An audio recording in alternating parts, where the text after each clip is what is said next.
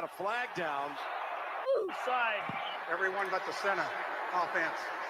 Welcome to Oofsides, presented by Tyler Thigpen. I'm your host, JT O'Sullivan. Who are you people? QAnon Latifah. And Ron Hubbard reporting for duty.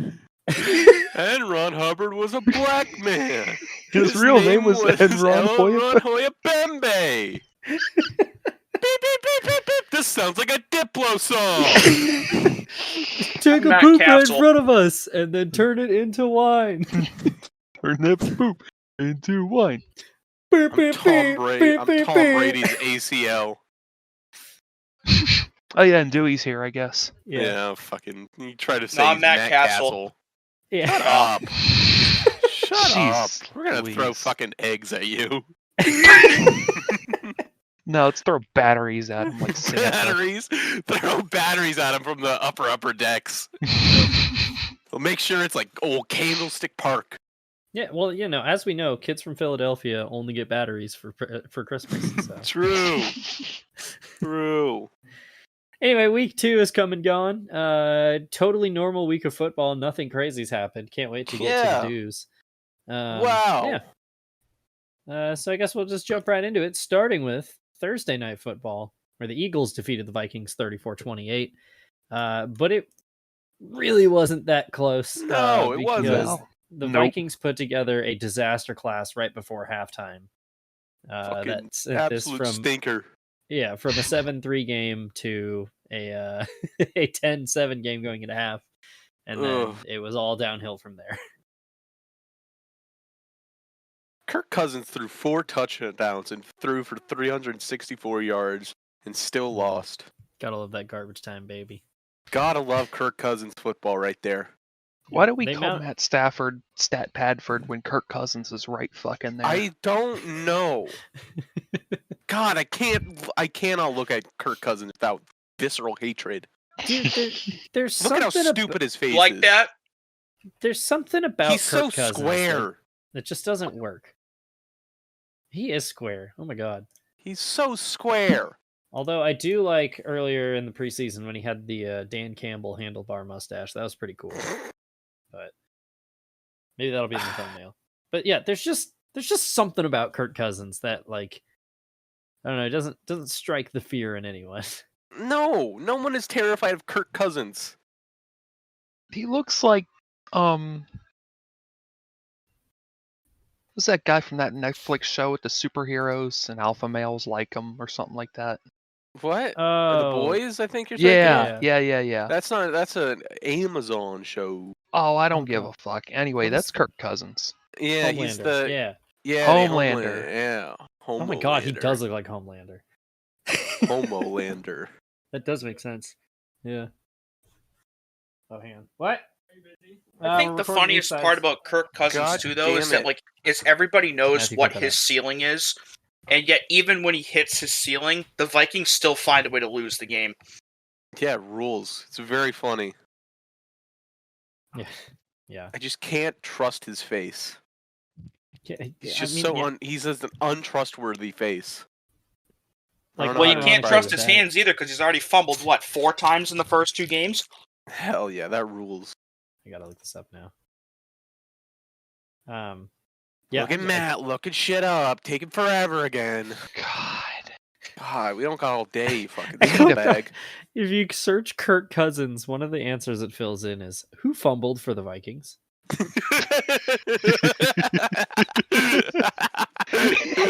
Finally, AI's been taught something good. God. But yeah, the Eagles picked it right up where they left off from last year. Again, another one of those 1-yard rugby scrum touchdowns that's just nobody's figured out how to stop. You can't stop it. It's always funny when it happens. It's literally impossible. You literally cannot stop. You got 3 fat fucks just pushing you. You can't stop it. Just get fatter fucks to push back. Yeah, it's true. Because we need a defensive line of just all Vince Wilforks. Yeah, that's how to stop it. During the Super Bowl, they were talking about that, and they were like, maybe the NFL should think about legislating it out. I'm like, I don't know, maybe hit the fucking gym. Just, yeah. Same shit with be better. Yeah. I forget what I was going to bring up. The shift. That's what it was. Oh, yeah. Shift, Legislating to shift out of existence. Just hit the ball away from them. They're standing there. They're literally standing there. Just hit the ball, not near them. God, the Vikings are frauds. I think the more impressive frauds. I think the more impressive thing, too, is that Jalen Hurts really hasn't been overly impressive in each of the first 2 games, but yet the Eagles have done everything else so well that they've still managed to win them both at relative ease. Yeah, he doesn't need to be when that defense is fucking disgusting. Like, if DeAndre Swift is going to run for 175 fucking yards, I guess Jalen Hurts doesn't need to do that much on offense. I cannot believe that fucking Jalen Hurts fell to the Eagles, man. What the fuck is wrong with this league?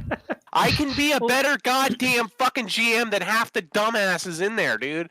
Holy shit. It sounds like there's an opening coming soon, so you might be in luck. True. Come on Maybe down. multiple. Come on down to Chicago and try not to drink yourself to death. Oh, no. Sorry, I turned into Brett Griffin for a second. Yeah. These thugs in Chicago. Brett Griffin, if you're listening, I hope you kick a wall with a toothpick under your toenail. That's awesome. What are you talking about? It's so nice in Myrtle Beach, you guys. Oh my god, I completely lost my train of thought.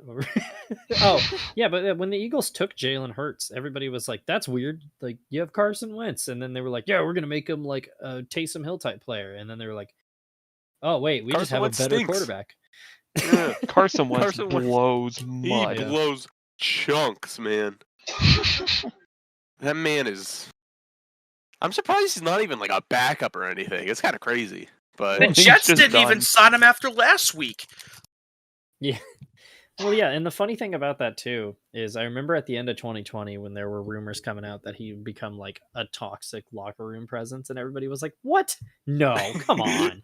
And then he got run out of Philly, and then went to Indy, and got run out of Indy, and then went to Washington, and didn't even play that bad, and got run out of Washington, and everybody was like, oh, okay. Yeah. Yeah, the Eagles are still really freaking good, as it turns out. Even, like you're saying, Dewey, last week they didn't look the most impressive, but like when you have as powerful of a running game as they do, and DeAndre Swift fits exactly what they're trying to do, kind of don't need Jalen Hurts to go off. So yeah, I still can't believe the Lions gave up on Swift as quickly as they did. Yeah, it's a mixed bag. I feel like he never reached his potential, but yeah, I thought it was weird when they let go of him. He wasn't that good for the Lions, is the thing. Yeah. He never really impressed me, or was that, wasn't that guy, you know what I mean? Yeah, which, I mean, is weird too, considering the Lions' strength from the last couple of years has been they just have this giant, strong offensive line, and you think he would fit that pretty well, but no, apparently not. Yeah. Yeah. The Eagles advance 2-0. The Vikings have fallen to 0-2. I think the Vikings are probably a better team than their record shows, but they're definitely not repeating last week. This defense is stinky, dude. Yeah. It stinks. They were already a fraudulent team last year, and they didn't get better. Yeah. They didn't get unless they get fucking like a golden tiny horseshoe bit up worse. their cock. They got like a tiny bit better on defense, but a lot worse on offense. So, yeah. Speaking of NFC North teams that blew it, the Falcons beat the Packers. 25-24 in a truly stupid game. That was one of the games of all time. Oh my gosh. Yeah, the Packers were up 24-12 in the fourth quarter, and then blew it right at the end. I'm trying to remember. It was very last second. Oh yeah, last second field goal, basically. Yeah. And Arthur Smith continues to win through purely sicko tactics. And I'm here for it. Pure spite. I hate watching the Falcons because they keep managing to win a decent amount of games like this, but yet, like, besides Bijan Robinson now in these first 2 weeks of the season, I cannot tell you like a single offensive play that has stood out for them in the last year and a half.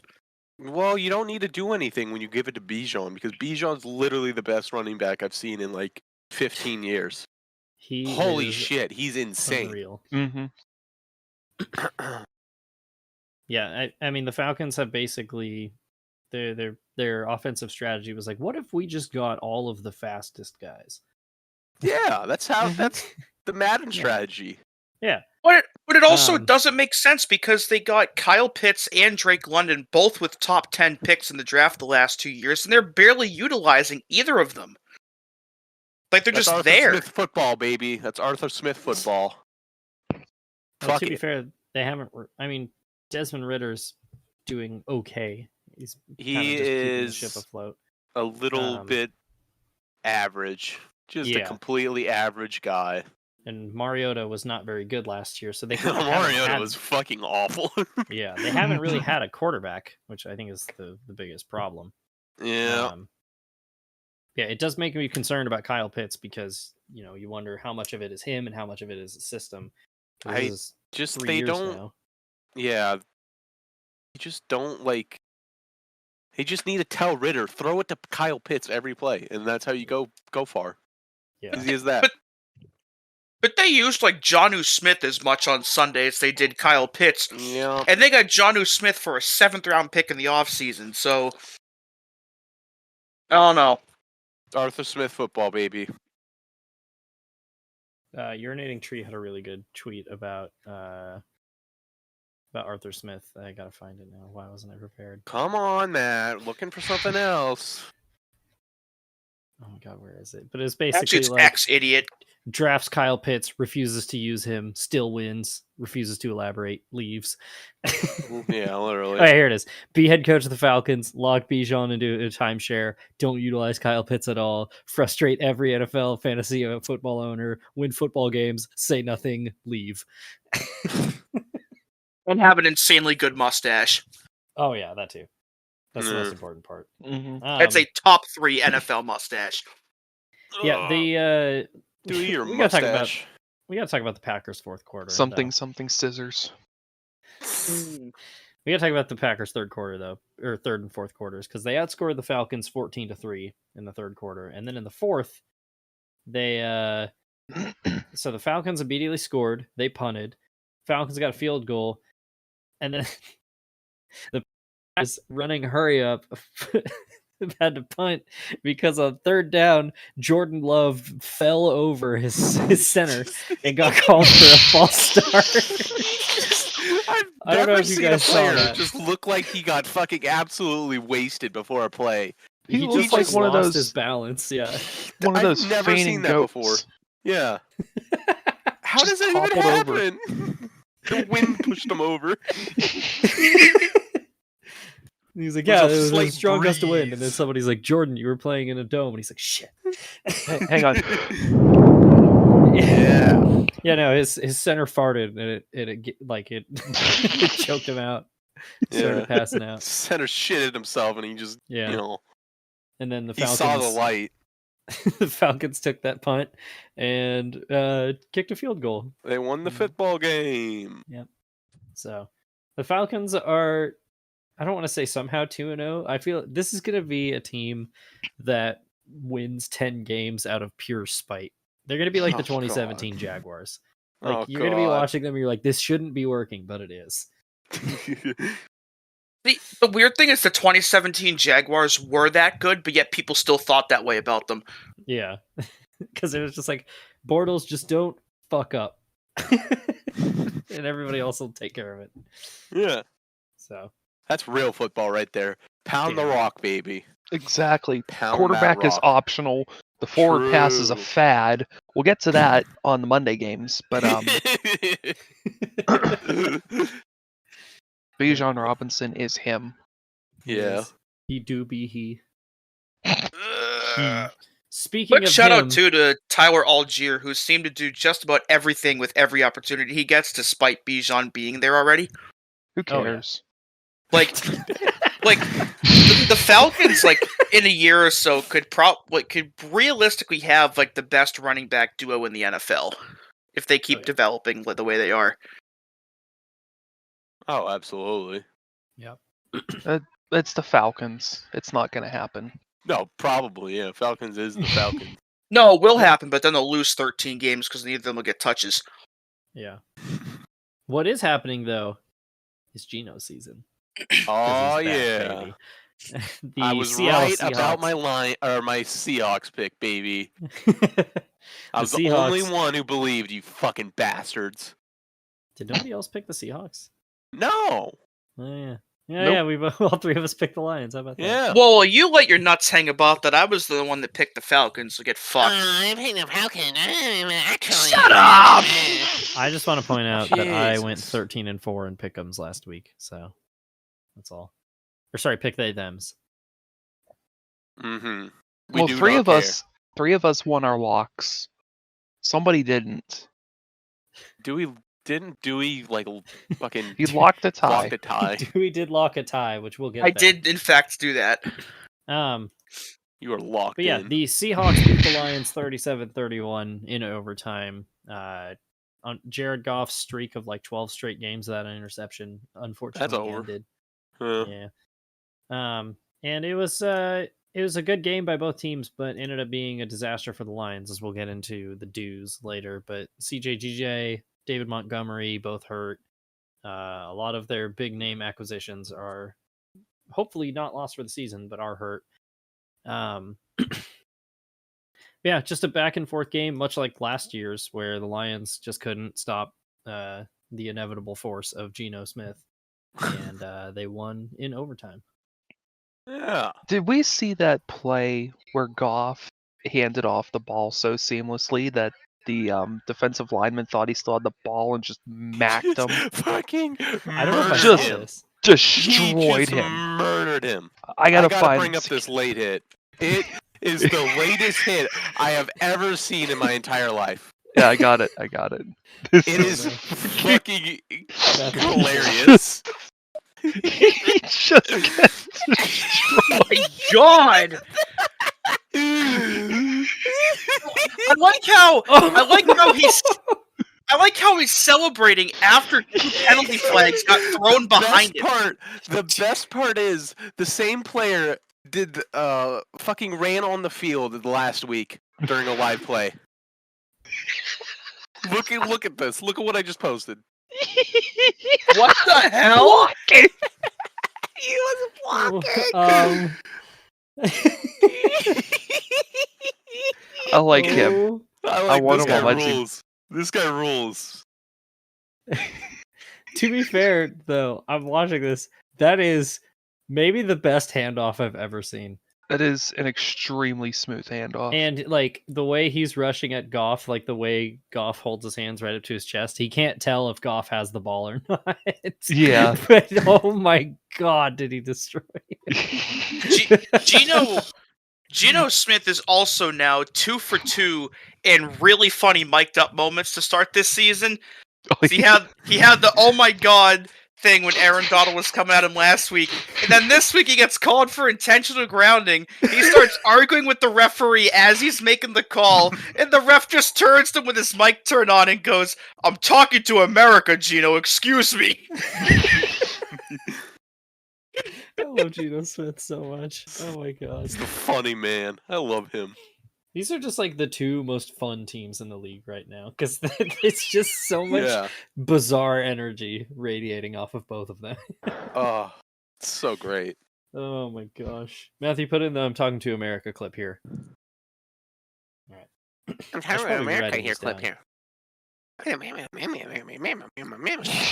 True. Does he know? Come on, I man. don't care that I spelled that wrong. Oh my god! Yeah, the Seahawks got a much needed win after an extremely unexpected ass whooping at the hands of the Rams. I still think the Lions are going to be good, but they're going to be tested after this one because not only did you lose a really important game, because they're more than likely going to be battling the Seahawks for playoff position or even a wild card spot, but injuries were huge. But we will get there. So. And then on to... Oh, wait, what is this? Come on. Okay. Sorry, Steven posted something and it distracted me. God. Why don't we talk about so your team, Jack? condescending, huh? Oh, So why don't we- yeah. Oh my god. Yeah, it was a shit whipping. Yeah, Josh Allen's still good, as it turns out. Yeah, yeah. No, he's It's not. crazy. No, he's not. Okay. It's crazy that Kenny Pickett is like Josh Allen, but mid. Just like Josh Allen. Uh-huh. Yep. Uh-huh. Yep. Uh-huh.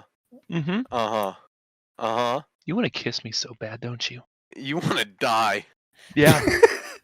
Yeah, after Josh Allen accounted for 4 turnovers by himself last week, 0 turnovers, 31 sorry, 37, he is the 274 most yards, locked-in quarterback in the NFL. 3 touchdowns. That man is locked in, you feel me? 31 One of week can 37 be- too. Like Mhm. very One high week he can completion be- percentage. He can be dumb as bricks. Next week he can be Jesus Christ. It's amazing. He's actually better than Jesus Christ. Yeah, how Josh many people Allen has hasn't been Jesus hurdled? crucified yet. Oenology. Yet. Yeah. We're gonna Who's- crucify him in the hole. I don't know. Did you see Josh Allen stiff In arm the that guy in hole, the in Rams the- last Oh, year? the hole. The hole. The hole. You know what I'm talking Yeah, about. yeah, that hole. one. More on that later. Josh Allen tried to hurdle someone again who was just standing right up. He was like, wasn't he like 5 yards away from the end zone too? No, yeah. He just kind of He's like, you know what? Fuck it. I haven't done anything crazy he today. just go up. Oh, he's just Shout out- bored. I think that's his thing. Is Yeah. he's bored. He's just locked in. Shout out as well to Josh Jacobs, who had that holdout that lasted long into the offseason and I think into the preseason, and they finally agreed on a 1-year deal to have him end the holdout and come back and play. Well, in the game on Sunday, he had 9 carries for -2 yards. Yeah, he was getting cooked. Every play he was getting absolutely gobbled up. It was brutal. Like the Oh my Raiders God. had like one good drive at the start of the game and then did nothing afterwards. It was crazy. Garoppolo had Yeah, 2 it looked like a interceptions. very evenly matched game One after of the the- first one quarter, of the and then it got to rec- the second, and it got ugly. One of the interceptions was a tipped pass into the air, and then another one was just bad. Yeah. But Oh, that then- reminds me. Yeah, but it wasn't close after the first quarter. Did It we was see not good. what John Boyce posted on Blue Sky today? Or the other Oh, day? what is that? Football. Oh yeah, just the extremely Football. pixelated football. I Football. did see that. Another note about Josh Jacobs as well. Last week against the Broncos, he had 19 carries for 48 yards, which is an average of 2.5 yards a carry. So for the season, he's averaging 1.6 yards an attempt through 2 games, and his longest rush is 7 yards. Get your bag, Ugh. bro. Get your bag. That rules. I too wish I could get paid so much to do so little. Oh yeah, that'd be great. There's nothing really to talk about this game because we just kind of kicked their ass. Mhm. Yeah, the Bills also not held the very ball nice. for twice as long as the Raiders. Yeah, It was just fucking about- brutal. a thorough of an ass whooping. Oh, also This is- James Cook. James Cook. Yeah, the Yeah, Bills they- finally have a running game now, which has They been their figured biggest it out. thorn in the side for the last They 3 or 4 years. Figured out how to use their fucking running back. It's nice. And they are maybe even figuring out Dalton Kincaid. He had 6 receptions. That's huge. We might actually use our fucking draft picks right. Yeah. I think week 1 was just a lot of like week 1 jitters. Like what we talked yeah. about, week 1's always weird. So I wouldn't put too much stock into what happened. So Locked Yeah. in, baby. hell yeah. That was Raiders Bills. Let's head up north to the AFC.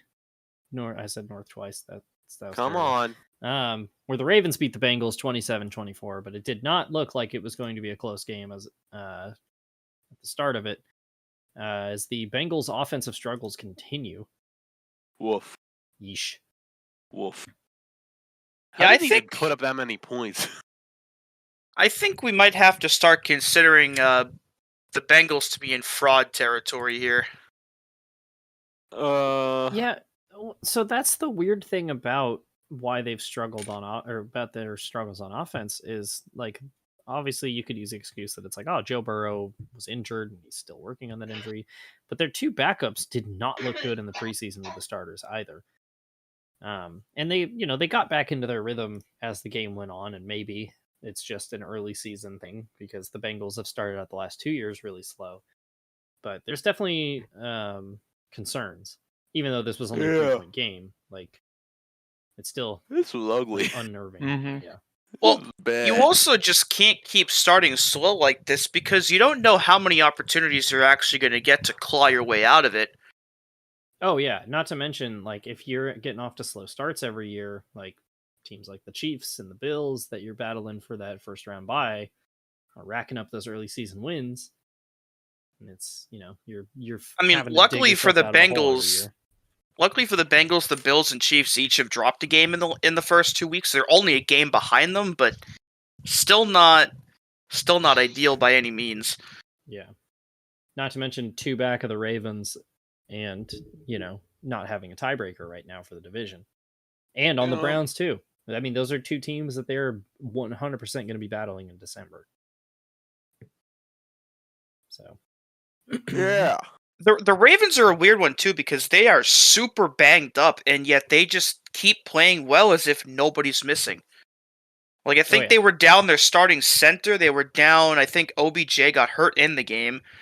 Dobbins is done for the year. I think they're down their best offensive tackle, and they still pretty much dominated that entire game. Oh yeah, yeah. They finally have like a wealth of receivers too for Lamar Jackson to throw to. So it's gonna be interesting to see if like Lamar evolves into a much better passer than he has been over the last few years. Oh yeah. It's funny you say that though. Flowers, he's fine. Yeah. It's funny you say that too about the wealth of receiving because the leading receiver for them on Sunday was Nelson Aguilar. Fuck. How is he still in the league? I don't know. It's a good question. I kind of wish he had never gone to the Patriots, but now he's on the Ravens, somehow being their best target so far. Ha ha ha ha ha. You guys suck. Yeah, we're gonna talk about that. Yeah. Fuck you. Ha. I just looked at I just want to laugh at the fucking Patriots because they're poverty again. Keep wearing those fucking shit ass jerseys with their stupid fucking I don't know what it's called. Well, What's that guy's name? What's that guy's name? Pat Patriot. Yeah, keep wearing that because you guys suck in those. And that was Ravens Bengals. Whoever put my address on the sheet, go fuck yourself.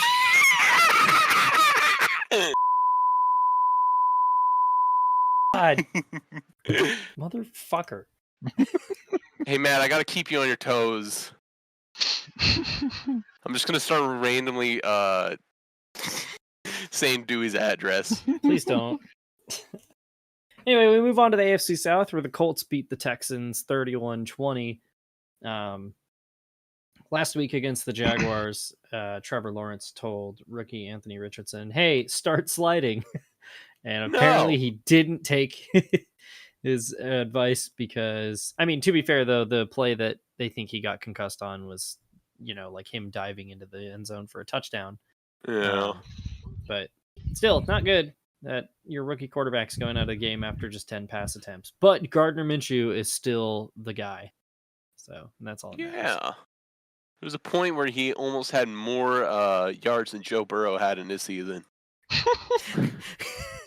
Yeah. Wow. On the other side of the ball, though, CJ Stroud was 30 of 47 for 384 yards and 2 touchdowns. Oh my god. I don't know why people give CJ Stroud so much shit. Like, he's actually a really talented quarterback. He just needs the guys around him. Mid. Oh, okay. Mid. You're right. Oh, now that you say that makes sense. But like Gardner Minshew also played well when he came in too. Like, he led him on a couple touchdown drives and I think he only had like 4 incompletions in his time in the game. Yeah. Gardner Minshew is still really good. Why he isn't a starter? Oh my god.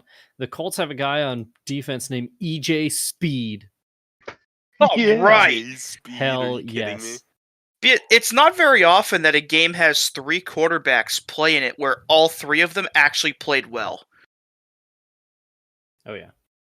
Like this game, I think turned out to be way better than any of us were expecting it to be. Because I thought this was gonna be a shit fest in a tie, but clearly I was wrong, and it was a pretty decent game. Yeah, you're always wrong, Dewey. Yeah, okay, buddy.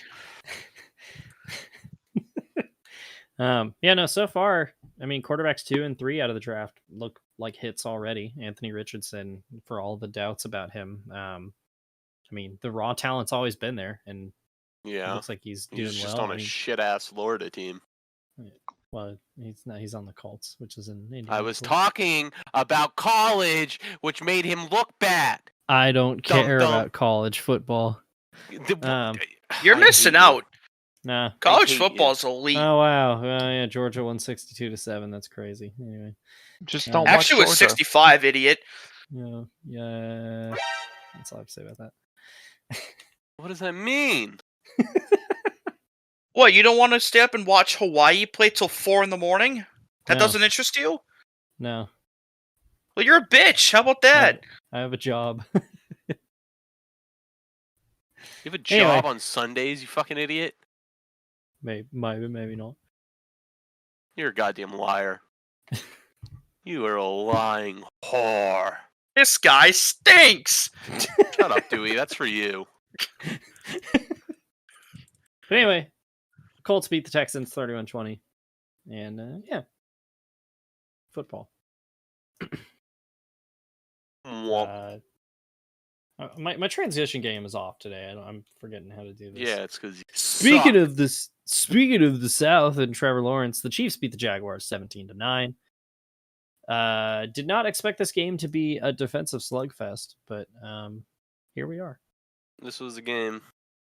For anybody that may be wondering why the Chiefs' offense has struggled so far, I would like to remind you that their offensive coordinator now is Matt Nagy. Oh no. I didn't think about that. Yeah, how do you have 305 yards passing and only put up 17 points? I don't know, but honestly, the Jags got some good stops when they needed to, just not enough of them. Yeah. Yeah, unfortunately, this is another one of those games that not much happened in. It was so bad. Yeah, Trevor Lawrence didn't do that great. Game. Yeah. I mean, the Chiefs have a really underrated defense. I think that's the thing that people always forget about, because everybody always thinks of them as an offensive powerhouse, and they're fully capable of doing this, especially now with Chris Jones back. Yeah. Just about to say, Chris Jones being back is going to be a huge difference. Honestly, I think they would have won last week if he had been playing. Like, that's how much of a difference maker he is, just him alone. And I'd also like to point out that Christian Kirk was 1 for 1 for -1 yards in this game. Nice. Yeah. Nice. Do we have anything else to say about this game? Wait, hang on. Since when has Ernest Johnson been on the Jaguars? Who? Fucking no. When the hell that happened? Ernest Johnson. He was the third string Browns running back. Oh, okay. The Ernest. Wait a second. Johnson. He was on the Orlando Apollos in the AAF. Uh-huh. Hell yeah. He's an AAF champion. Yeah. Damn right. Hell yeah. Reminder that Steve Spurrier is the greatest head coach of all time. He's the only person with a national championship in college and an AAF championship. Hey, nobody else can ever do that. Yeah. Yeah, we love the Ernest Johnson. Yeah. On this podcast. And that was Jags Chiefs, not Patriots. What am I talking about? On to Bears Bucks. Let's go. So I've been sitting on this. I've been sitting on this video until this game came up. I need us to watch Justin Fields go through his reads. Okay. All right. He's got the snap. What? Fucking oh my god. So bad. He's just fucking Fields' footwork is so bad, dude.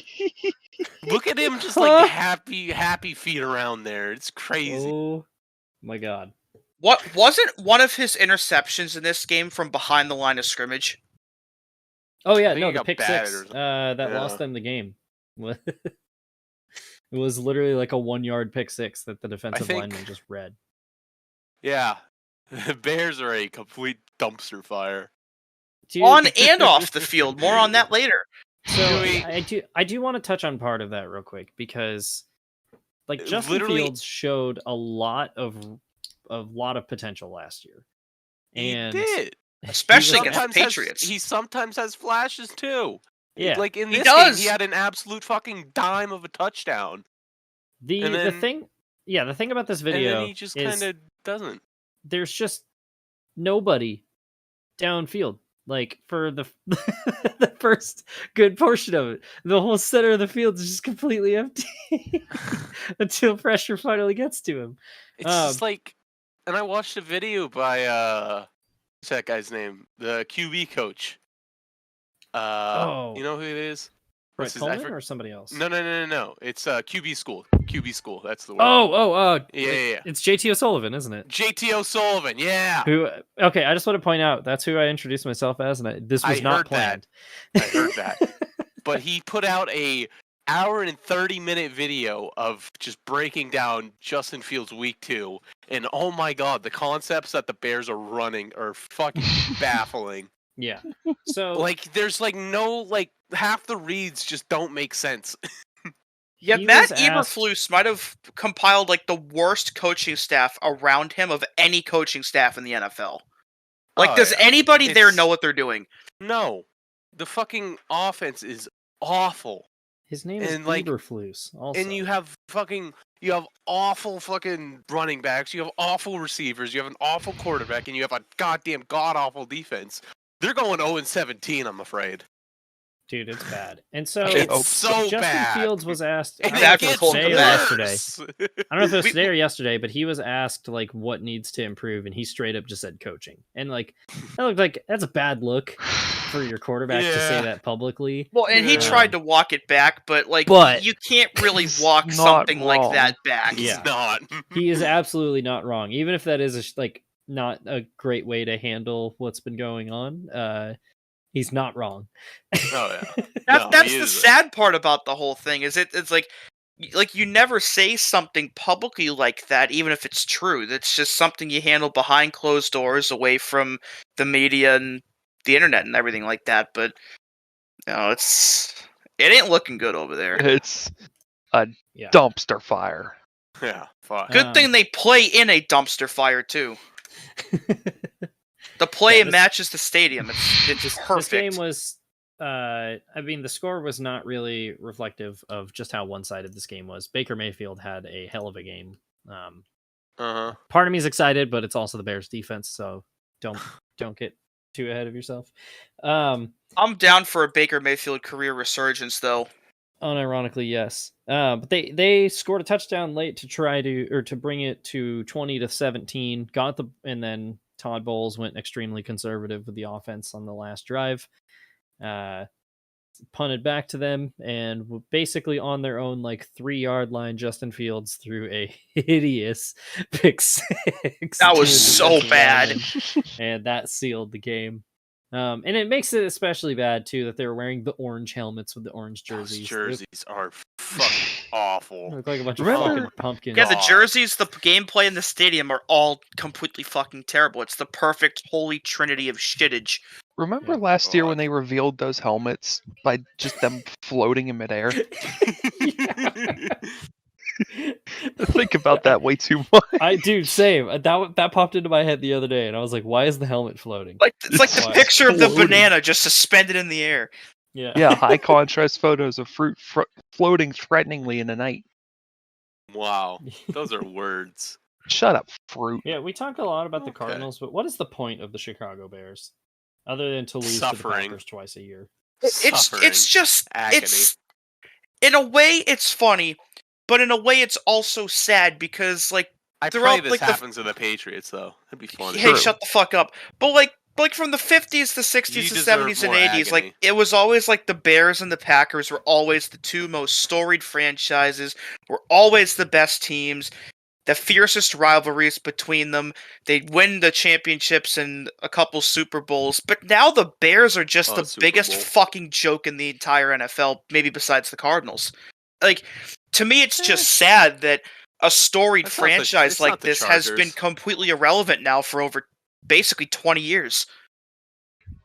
So I want to talk about a specific Bears season just to prove just how weird the Chicago Bears were or are. Okay, since Uh-huh. 2005, the Bears and their quarterback room is Rex Grossman and Yeah. Kyle Orton as a rookie. Yeah.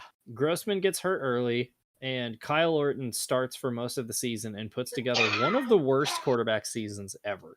Like, he and Alex Smith had two of the worst quarterback seasons ever as rookies in the same year. Uh-huh. They had the far and away worst offense in the league. Do you want to know how the Bears did that year? Isn't that the year they went to the Super Bowl? No, it was the year after. That was 06. Shit.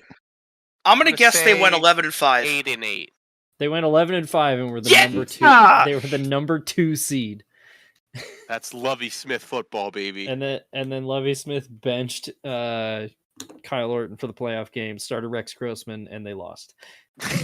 Remember, Lovie Smith took the Bears 10-6, and the Bears fired him. And 11 years later, they haven't had a record that good since. He got his revenge. Well, they did once in Matt Nagy's first year, but Yeah. they didn't even win a playoff game that year either. Yeah, that was the double. He did help the Bears last season, though. It's true. Yeah, He did. He did.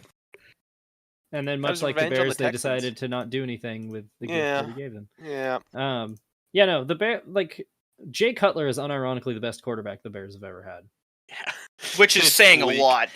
It's bleak. Yeah.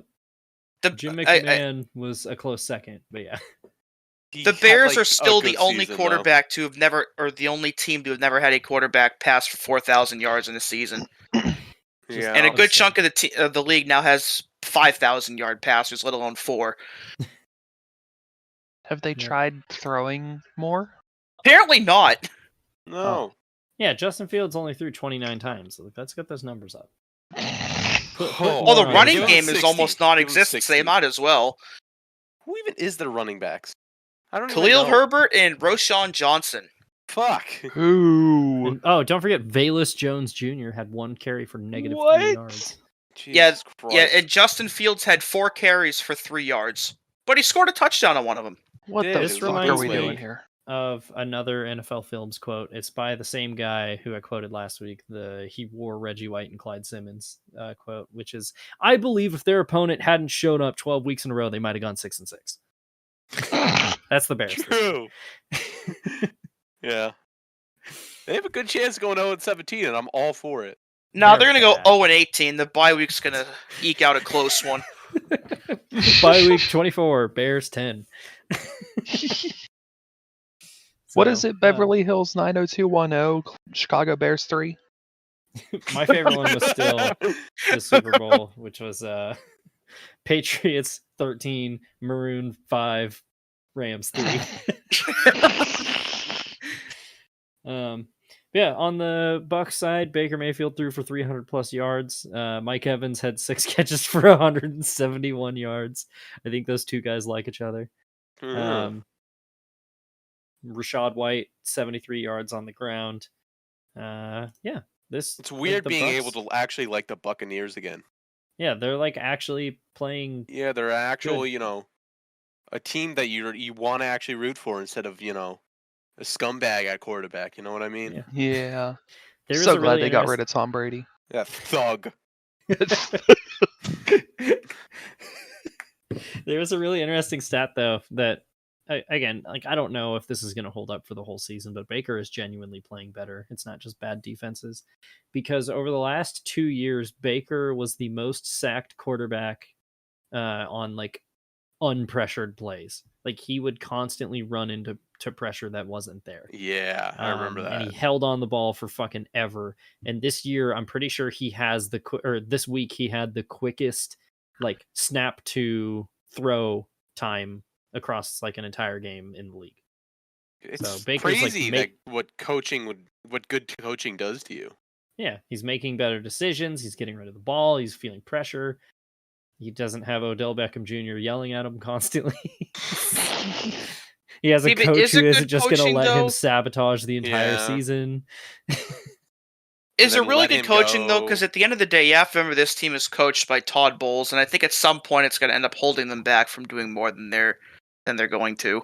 Well, I think a big part, too, was that Byron Leftwich was their offensive coordinator, and he's gone. And that's fair. I can't remember who their current OC is. Oh, it's Dave Canales, who is previously he was the Seahawks quarterbacks coach for Geno Smith last year. Oh, well, that guy might know what he's doing then. Yeah. Just maybe. And he was the quarterbacks coach for Russell Wilson before then. So yeah. Oh. So they've got some good dudes in there. They have a chance. Also, their running backs coach is named Skip Pete. Skip that Pete. rocks. Stop it, Skip. Skip. Oh, Skip. Skip. Also, their QB coach is named Thad Lewis. Thad Lewis. Hey, Lewis. Thad Lewis is going to be the next quarterback presenter for next week. That was my idea for week 4. Was Thad Lewis. You should change your name to Thad. All right. Thad Schramm. Thad Schramm, baby. Come on, change your name already. Thad. Based in Bucks Thad Bears. build. Thad. Then Come on to next game. I keep forgetting what tab I have the list open in. Chargers Titans. Oh no. The Chargers once again found a way to lose. God damn it, I hate this fucking team so goddamn much. Jesus Christ. I was describing the concept of the Chargers to my roommate the other day because our friend who's a diehard Chargers fan, shout out Grant, who's been on the show before, was visiting. And I was telling him, I was like, you know how Ken Roxon is always getting passed on the last lap of Supercross races? That's the Chargers. They exist to purely to be on the losing end of other teams' great moments. They are the Washington Generals who lose to the Harlem Globetrotters every night. That's the Chargers. Yeah. And I put money against the Washington Generals one time. Yeah. You should do that more. I'm $64,000 in the hole, Jack. I can't do it. It sounds like you're not trying hard enough. They're gonna take my thumbs. 95% of gamblers quit right before they hit big, you know. It's true. You should become a gambling addict. No, I shouldn't. I want to see you just give up on life. I opened the Washington Jack, Generals. I can do that without gambling. The Washington Generals Wikipedia page is there's a paragraph in here. Figures vary as to exactly how often the Generals have beaten their rivals. Some reports say 6, while the team's official website reports having 3 victories over the Globetrotters, one each in 1954, 1958, and 1971. Wow. They haven't won a basketball game in 52 years. That's like they're due. They're due. Yeah, they're overdue. It's time. That's like the rivalry between Notre Dame and Navy, where Notre Dame won 43 straight games from 1963 to 2005, and then finally in either 06 or 07, Navy beat them in overtime, and it was like actually insane shit that they did it. Oh my gosh. There's a streak that was pointed out to me yesterday, which is that the Steelers have not lost a Monday Night Football game since 1991. I brought this up last week when we were brought it up last week. Did you really? Yeah. Yes. Oh. Well, there you Jesus Christ, man! You don't even listen to your own show. Jeez. I literally You're the host and you don't even listen. Editing it. Well, clearly also not enough. And also speaking of it. Oh, that's not right. The Titans ended it in overtime with a field goal. There you go. Jesus Christ. But speaking of the Chargers, like I mentioned, Todd Bowles maybe holding back the Buccaneers with a bit of poor coaching, but nothing that Todd Bowles does that could hamper the Buccaneers will ever compare to what Brandon Staley's done to the Chargers the last 2.5 years. What the fuck are we doing here? Brandon Staley needs to be put down like a dog with rabies, dude. Jesus Christ. We need to take him out to the back of the shed and old yeller his ass. Jeez Louise. I cannot stand. I am angry when I ever hear his name. There's something about his face. It's like we were talking about with Kirk Cousins earlier. Like, it's just something about him. Brandon Staley should hire Matt Canada as his next offensive coordinator. Why is his fucking neck so small, man? Oh my god, literal fucking pencil neck. It's insane. He needs to hit the gym. Oh my god, he looks like a Pez dispenser. He's a fucking Jesus Christ. What man. a little twerp. He does look like a twerp. He went to the Tony Dungy Pez school. Noted normal guy, Tony Dungy. Let's not ask Tony Dungy what he thinks of his son. Oh. Or anything for that matter. Yeah. True. Yeah, just delete his Twitter account. Yeah. Yeah, no, again, like the Chargers, you have Justin Herbert, who is off to like the best start to a career any quarterback's ever had. You have so much talent at wide receiver and running back and like on your defensive line, and you somehow still find a way to have a terrible defense and just completely underachieve. And this is twice in a row now that the Chargers have gotten the ball, in a situation where it's like, just go on a drive, score points, and you win the game. And they went 3 and out again in overtime. That sounds familiar. Unreal. Yeah. On the Titans side, though, Ryan Tannehill bounced back, had an extremely efficient game. Derrick Henry is still Derrick Henry. They're just like, here, Derrick, Somehow. you take this and go hit that guy. Old as hell, and he's still fucking just running over. Old man Henry. Braylon Burks finally had the big play in that game too. Yeah, they've been looking for that. Oh yeah. So, yep, Titans got back on track. That's unfortunate. I think it was again just a week 1 thing, like from last week, and yeah. Yeah, the Chargers are very good at choking, but good thing that they're an unstoppable force meeting an immovable object next week. More on that later. They're like the fucking. They're like the Angels of the NFL. It's the best way to describe them. Good thing they're in the same city, and they could do that about 5 miles away from each other. Yeah, crazy. But yeah, they're just the same. They're the exact same thing. Just waste a generational prospect. Yep. Speaking of the Angels, I want to make a pit stop really quick. As of tonight, September 20th, 2023, the Los Angeles Angels beat the Tampa Bay Rays 8-3. They struck out 19 times. What the fuck? Oh my god! Nothing about the Angels makes any sense. Like, no. Every one of their stat lines sounds like you just ran it through a random number generator. Yeah, they had 82 hits and scored 3 runs. Oh, okay. Yeah, that sounds about right for the Angels. Sure. For those that may not be baseball inclined, Dewey, shut up. Kill your Dewey, shut up. For those shut the fuck up, asshole. I'm gonna kill you. What's wrong with the Angels? The Angels are stupid and dumb. Anyway, they have the football equivalent of Travis Hunter on their roster as their best player, and they are wasting him after being there for 5 years. Dude, we're gonna beat with rocks. Hey, man, edit that out. Style. No, don't. Keep Cain that and in. Abel type beat. Yeah. I'm gonna make Cain and Abel look like a fucking joke. Shout out that time I got a post trending on dank Christian memes when I made the Drake and Josh meme where God's like, Cain, where's Abel? I'm going to be the Shohei Ohtani of smashing Dewey over the head with a boulder. Dual threat. Dual threat murderer. Anyway, that was Chargers Titans. I'm going to murder Brandon Staley.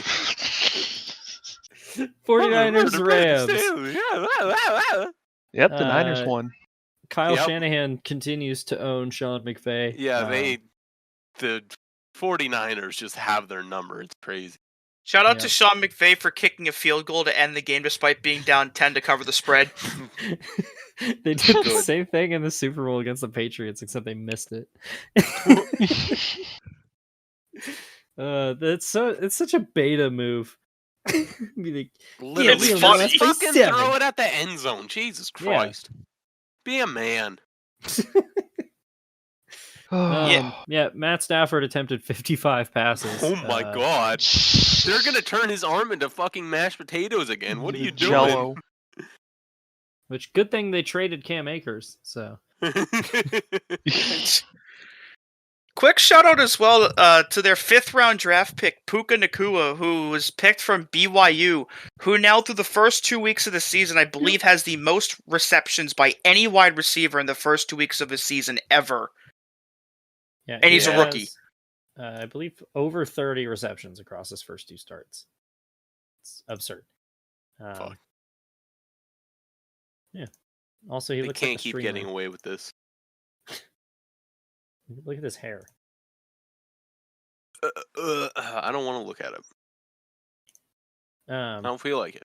Yeah, no, he is definitely the draft steal of the season so far. And when Cooper Kupp comes back, they have a really good number 2. On the other side, though, Brock Purdy is still Brock Purdy and picked right up where he left off before his arm broke in half last year. Also, Christian McCaffrey is still a cheat code, 116 yards on 20 carries. It should have been a fucking felony that fucking Shanahan got Christian McCaffrey, man. The 49ers had a rushing touchdown That from should be 3 different illegal. positions. Giving Christian McCaffrey to fucking Shanahan is just unbelievable. Yeah. God. Yeah, the 49ers are still really good. And unlike most years, they're getting off to a fast start, which should scare everybody. And Brock Purdy still has not lost a regular season game in his career. That is absurd. Also, why does he looks Brock Purdy just looks like John Harbaugh. What the hell? He does. This is literally just John Harbaugh. It's truly weird. Anyway. Yeah, no, I never understood why people thought what Brock Purdy did last year wasn't going to be like maintainable this year, because it's not like he was doing Patrick Mahomes level shit. He just looked extremely composed once he hit the field. I assumed defenses were going to adjust, but he's just good. Well, it's just the 49ers. The whole team is just faster and stronger than you. It's a Shanahan team. That's a Shanahan. That's Shanahan football right there. The Shanahan can make literally any quarterback look competent. Yeah. They made Nick Except Mullins for the ones that like he hates, like Trey Lance. Yeah. Yeah. Yeah, kind of coming back down to earth. I mean, the Rams still looked good. It's just they physically cannot beat the 49ers. It's not allowed unless it's in the playoffs. So. Oh, yeah. Yeah, I'm pretty sure McVay has never beaten Shanahan in the regular season. I think you're right. Probably. Even with the loss, though, I still think the Rams, through the first 2 games, have been way better than pretty much anybody expected them to be. Oh, yeah. Yeah, because we were I think they're still a fringe wildcard team with how they're playing right now. Yeah, same. I think they should definitely be in the hunt as the season goes on. Yeah. There's a single person I know that follows Brock Purdy, and it's Chase Purdy. Huh. Oddly fitting. Yeah. Huh. It has to be because of the name. Probably. Yeah. They're brothers where did Brock now. Purdy go to school? Oh, no. He went to Iowa State. Yeah. Iowa State. Brock Purdy's brother is the backup at Nebraska, and his name is Chuba. Chuba Purdy. Are you kidding me? That is the best name I've ever heard. Oh, my God. Chuba Purdy. Yeah, we could potentially have 2 players in the NFL at the same time named Chuba. He is not going to the NFL. Who is he back at? What team is he on?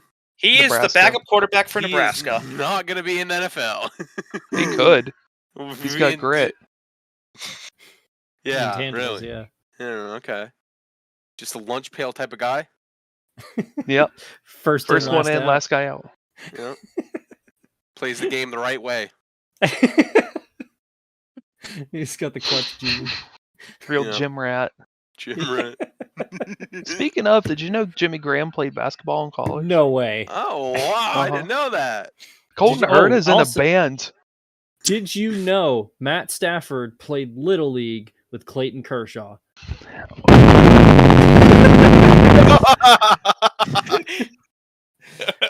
that was 49ers Rams. Yeah. Speaking of teams that are off to a really hot start, the Dallas Cowboys. And that's all we need to say about it. Who cares? The Cowboys have now outscored their opponents 70-10 through 2 games. Not just their opponents, the New York teams. Yeah. They beat This the is the Jets worst thing to ever 30-10. happen to two things in New York in September.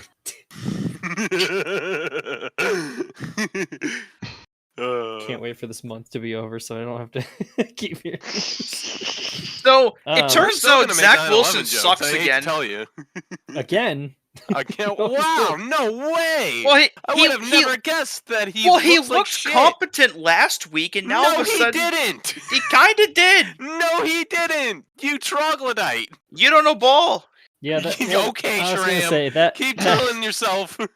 That touchdown, that interception that he threw, that I got intercepted for a touchdown by Garrett Wilson, was not a good throw. No. Yeah, Zach Wilson still has the problem of, like, when he feels pressure, instead of stepping up in the pocket, he turns around and runs backwards. That's what pissed me off so much about the Bills game, because we didn't send pressure to him. Every time that dumb fuck gets pressure to him, he freaks out. Yeah. It's just that easy. Yeah, But nope, you guessed it. More zone. Say what you will about Zach Wilson, but at least he goes after women consensually. That we know. You know, he's a MILF hunter, remember? Yeah, but you never know. Micah Parsons basically lived in the backfield in this game, as the Jets O-line still looks pretty suspect. There was a point too where Dak had the same number of incompletions as Zach Wilson had completions, which was 7. Wow. Isn't Micah Parsons the one that likes to suck toes? I think so, yeah. Well, you know Rex Ryan does. I forgot about that. Also, shout out to Rex Ryan for having a tattoo of his wife wearing a Mark Sanchez jersey. Dude's rock. That's the most Rex Ryan thing I've ever heard. Dude's rock. Yeah, no, Zach Wilson still looked scrambled. He threw 3 interceptions. Terrible. It was bad. Dreadful. It's one of those things where you saw guys like Garrett Wilson saying, like, hey man, we still got your back, like you're our quarterback, and it's like, that's cool. It's not gonna last very long, more than likely. I'm gonna say, you say that now, but give it a couple weeks and yeah. And it's gotta stink too, because like this is your chance to recapture like your teammates' respect, and like you have a golden opportunity, and he just can't cut it. With a way better roster than last year too. Yeah. Like, it should be easier for him this time around than it was the last time. Like, say what you will about Nathaniel Hackett as a head coach, but there's a reason why he was hired as a head coach to begin with, and it was because he had a great offense with the Packers, with Rodgers. So he should, in theory, have everything set up to do way better this time, and he still looks just as bad. Yep. Also, the Cowboys have a running back named Rico Dowdle. That's a name. Yeah. I've never even heard of this guy. Wait. What? We went over the Cardinals game and we didn't bring up Greg Dortch. No, we haven't talked about the Cardinals yet. Did we not? We did not talk about the Cardinals, you idiot. What? We haven't talked about the Cardinals. I swear we talked about the Cardinals. No, we didn't talk about the Cardinals. Jesus Christ. You have dementia. You're schizophrenic. It's Alzheimer's arc right now. Dementia Football Podcast, Episode 1. Dementia Football Podcast, Episode 1. Dementia Football Podcast, Episode 1. Oh my fucking God. Yeah, like I was saying, the Dementia Cowboys have Football outscored their Podcast, opponents 70-10 through 2 games. Yeah. So my whole spiel last week about the Jets defense keeping them in games, I don't know. I don't know about that one. They held them to 30. It's a lot better than the Giants. Like, was that just them being bad, or is that just the Cowboys' offense being that good? A little bit of column A, a little bit of column B, let's say. I'll give. Good thing they have a cupcake offense this week. And now it's Jets Cowboys. Dewey, you're a cupcake. Thanks. Oh, yeah, you know, I completely skipped over Giants Cardinals on the show sheet. I'm an idiot. Yeah. Wow, idiot. I was like, I didn't see it on there. That game was very funny. Yeah, so the Cardinals were up 20-0 at halftime. So the Giants had been outscored 60-0 through 6 quarters. Dude, I fucking took a nap at halftime, woke up, and was just baffled at what happened. Yeah, and then the Giants were like, the Cardinals were like, hang on, we're not supposed to be winning, and proceeded to give up 31 points to the Giants in the second half. What the fuck? 28. The even crazier part is confused when I woke up. Like Josh Dobbs and James Conner both played pretty well in this game too. But yet they still just managed to find a way to completely fuck it up and lose. Yep. Also, Dortch update: 0 catches or 0 targets. 0 targets. Oh, what the hell, man! What are we doing? Yeah, free Greg Dortch. Seriously, he could be the. This is all Dewey Schramm's fault. Yeah. And I wouldn't be surprised if he gets shot. Oh man. Jeez. Golly. James Conner, who's still on the Cardinals somehow. 23 carries for 106 yards. Oh, Mr. Run into the back of the offensive line himself. Josh Dobbs did look pretty solid. And Daniel Jones did turn things around in the second half, but I'm not putting too much into this. I think the Giants are still a tire fire. So they just met at an even bigger tire fire. Yeah, free Greg Dortch. That's all I have to say. True. And that was your Dortch update. Did we have anything else to say about this game? Who cares? Yeah. Jalen Hyatt's pretty good. That's about it, though. Who cares? Wow. You know who else is pretty good? Dumpster fire. What? Our team. Oh no. The dumbest fucking as ending the to a Commies game I've seen. beat the Broncos 35-33 to advance to 2-0. Or the Manders. You can call them the Manders too. I like that one as well.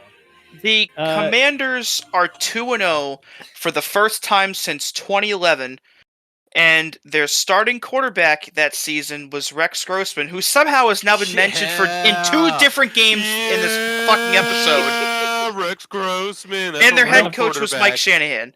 I'm gonna have to put Rex Grossman in the thumbnail, aren't I? It should have been Rex Grossman sides. True. Yeah, always Rex Grossman sides. Rex sides. So last week, Russell Wilson played extremely efficiently, but he didn't throw the ball downfield at all. This week, he exclusively threw it downfield and had those 2 super long touchdowns, and then forgot how to throw everything shorter than like 60 yards because the short, efficient passing game from last week completely disappeared. Oh, it couldn't happen to a better team. Yeah. That said, the Broncos down 8 completed the insane Hail Mary that bounced off of like 4 players, and then they missed the 2-point conversion. Yeah. That was so fucking funny. Not only were they down by 8, they were leading the Commies 21-3 at one point in this game, and then managed to go down by 8. Yep. How do you let Sam Howell do that to you? Dude, somebody pointed out that Sam Howell is just another Baker Mayfield, and I can't unsee it. Eric Bieniemy has Sam Howell looking like a Pro Bowl quarterback. Just like physique-wise, like Sam Howell with his helmet on, he just looks like Baker Mayfield. Yeah, he's got the visor and everything. He's a headband. Yeah, headband and eye black. Just more accessories. You know, I think I've talked about this before. That's why Zach Wilson isn't good. He's got too many things. You know, he's got the eye black, he's got the visor, he's got the bandana, he's got the sleeves. You gotta lose some of that. You gotta go au naturel like you're Donovan McNabb. Just go sleeveless. Yeah. Don't need any of those trinkets. Yeah. This is just such an interesting layout, though, because now 3/4 of the NFC East is 2-0. Yeah. As everybody, I'm sure, expected. I think the Manders might actually be like a wild card team this year. I've been on that. I don't know why people think they're gonna be bad. Like it seems like there's a whole new vibe around that place that hasn't been there in a very long time. Yeah. And you say that they're losing like 5 straight. Like it's a very, I mean, obviously it's a very obvious reason why they're like that, but it's nice to see a team like this that has a storied history that's been terrible for so long have this complete rejuvenation just around a sale of the team and one guy coming onto the coaching staff. Oh yeah. Not to mention also their defense is finally playing well again because they always refer to, or on around the NFL, they refer to Montez Sweat and Chase Young as Young and Sweaty, and Young and Sweaty's back. So. Oh, wowee. It's a very sweaty defense. Yeah. Quar. Yeah. The Broncos Quar? are better, but they also still stink. Quar. So. Quar? And it's even funnier this time than it is last year. Quar. Quar. Quar. Quar. Quar. Quar. Quar.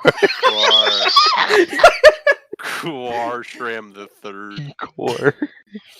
And that was Commanders Broncos. So Dewey, I'm gonna beat our you with team a lead advances pipe. to 2-0. The lead pipe's gonna Quar. put your teeth into your fucking mouth. Not if the Patriots offense does it first, because they lost 24-17 to the Dolphins. I wish both of these teams lost, honestly. For the second week in a row, the Patriots were about 2 plays away from winning in the game, and instead they did some dumbass shit instead. Like 2 inches away. But you know what? They got fucked over by the lack of a cool rule. Yeah, I'm telling you, the cool ass shit rule needs to happen. It really does. That was some cool ass the shit. game, unfortunately. Well, I don't even care if he was short. Cole Strange is him, and that pick was cool. Yeah. Put him at tight end. I said put him at tight end. True. Huh? Yeah, the biggest thing though is shut the hell up. The Patriots defense had no answer to Raheem Mostert. Had 121 yards on 18 carries. It wasn't just him though. It felt like none of them actually wanted to tackle whoever had the ball. I mean, like they whiffed so many times. I wouldn't want to tackle. I wouldn't want to tackle either. It looks like it hurts. Thanks, Matt. Yeah. Thanks, Matt. Yep. You're welcome. At least Christian Gonzalez stood out, though. He basically mossed Tyreek Hill for an interception. That throw was fucking awful. That was a fucking stinker. It was, but I think already Christian Gonzalez has made a pretty good case for Defensive Rookie of the Year. If he can keep this kind of play up. We gotta relax. We gotta talk about that Xavier Howard pick. Oh my god! One of the worst throws I've seen in a while. Like the receiver was just straight up never open. That hurt. That hurt to watch so much. Mac Jones football, baby. I don't know what he was thinking the entire time. There's nothing going on up there. He's like, maybe if I throw it hard enough, it'll go through Xavier Howard. like punch a hole out of him, like in Kung Pao. Yeah, that was bad. And despite that, it still came down to a 1-possession game. And then you had the throw to Mike Gesicki, who then lateraled it to just anybody, and Cole Strange came down with it to a rugby scrum, and he came up literally inches short of the first down. Again, the cool ass shit rule should have made that a first down, even though he was clearly short. But the Patriots just have this weird ability to play like complete fucking ass in the first half of the game, do just enough in the second half to make it look interesting, but then do some stupid ass shit at the end to take themselves out of tying it or taking the lead. Yeah, Good. The stats are That's what you very deserve. misrepresentative of Feels just how so bad for Patriots I fans. feel so bad for Patriots fans. It's like they're 9/11 or something. Oh, I can't make that joke. Dude, they haven't won a Super Bowl in like 5 years. It's gotta be man. Oh, that's gotta suck. Speaking of bad, Ezekiel Elliott, 5 carries for 13 yards. Yeah. Yeah, he has not been eating at all. I think he's starving out there or something. Yeah. I think he might not be good at football anymore. No. I would also like to point out quickly as well that after the game, Tyreek Hill was talking to the media, and he said that Patriots fans were some of the worst fans in the NFL. And then it came out the next day that a Dolphins fan punched a Patriots fan, and the guy died 2 hours later. Yeah, but you guys are the worst fan bases in NFL. So somebody's Hitler gonna punch versus Jack Stalin. now. Yeah. Yeah. Not. But I feel bad that like that guy, like the last thing he did was watch Mac Jones throw a hideous interception. I mean, I'd want to die too if I saw Yeah, that. if Mac Jones was my quarterback, that'd be the best way to go out, honestly. Clearly the worst thing that happened to him that night. True. In all seriousness, condolences to his family. And that was Dolphins Patriots. Yeah, condolences to my eyes trying to watch that shit. Thanks, Dewey. We skip forward to a Monday night doubleheader where the Saints beat the Panthers. And again, this is another one of those games where the score is not really representative of how one-sided the game this was. The Monday night mid-off. Monday night. Dude, God, those were two of the worst Monday games of all time. So there was a thing that came out that said that the Panthers don't have a quarterback sneak in their playbook because Bryce Young isn't big enough to do that. Yep. You would think that your quarterback being small would mean they could slide through more gaps, but they're like, no, he would get literally crushed. He's just a little birthday boy. Come on. It's just do that hide the midget play that one college team does. Yeah. Hey, hide the little person, Dewey. Come on. Jesus Christ, Dewey. Hey, I'm gonna kill you. Shit? Dewey, come on, man. I can't believe you said that. With hammers. Anyway, Bryce Young was 22-33 for 153 yards. On the other side of the field, Derek Carr just did his thing again where it was, fuck it, Rashid Shaheed is down there somewhere. Yeah, Bryce Young is averaging 4.2 yards of completion through his first 2 games. That's not great. It is. It's almost like he should have been the number 1 pick or something. Crazy. Yeah. Also, Michael Thomas is officially back. Slant boy. He's just good. It took him like 3 years, but he's back finally. Why would you go to that? What do you mean? That's people call him Slant Boy. What do you fucking? It's not a good nickname. It's a good nickname in my books because it sounds funny. Not in like a racist way, you goddamn Clans member. But like, come on, man. Speaking of Dewey Clan. So I hate you. Yeah, this is a game though where basically Derek Carr just did just enough to win. He threw a fucking awful interception in this game. That was bad. It was bad. Jamal Williams also got hurt in this game, so the guy that's likely going to start for the Saints at running back this week, since Kamara is still suspended, is Jones Jr. Who? Tony Jones. He scored 2 touchdowns the other night. Apparently he's in his 3rd season. I've never heard of this guy before, ever. But he's now their starting running back for at least a week. If you click on his name on Google, the first picture is Cam Jordan. That is not Tony Jones. That is somebody completely different. Oh my gosh. Yeah, but the Saints advance to 2-0, and the Panthers fall to 0-2. And just like the NFC East, 3/4 of the NFC South is also 2-0. Yeah. And then finally, on Monday night, Steelers-Browns, as the Steelers came out on top 26-22. What a fucking shitter. I'm battle of... No, our quarterback is worse. I'm glad these games have been on national TV to show how fucking bad the Steelers have been to a national audience. Dude, what was that 3rd down play on like 3rd and 1 where they just had Kenny Pickett like headbutt a defensive lineman in the chest?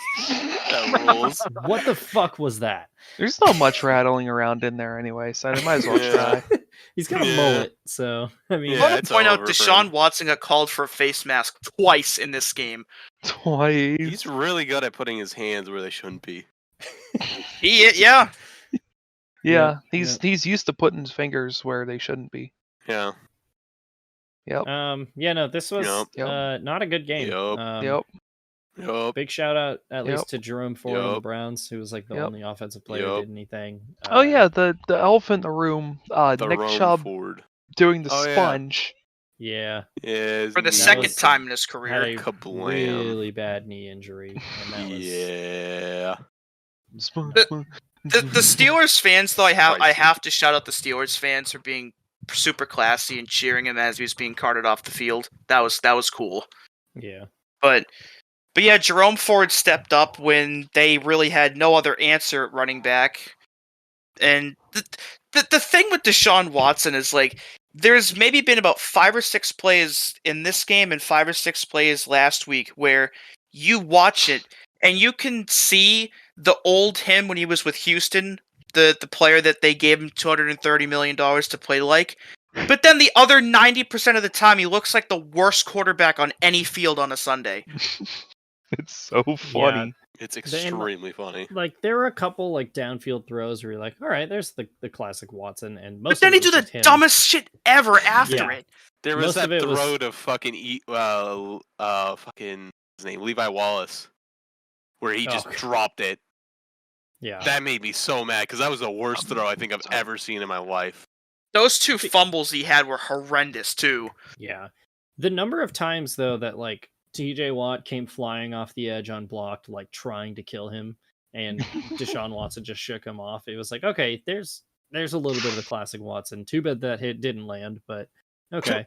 Speaking of and then he would just airmail it completely over the head of his receiver. Speaking of fumbling, can we talk about whatever the fuck it was that Gunnar Olszewski did at the beginning of the game? That was so bad. That was terrible. Funny. God. I don't know if I've seen this actually. Hang on. Literally the first play he tiptoed in. I think he was around like the 10-yard line. I think on a punt return.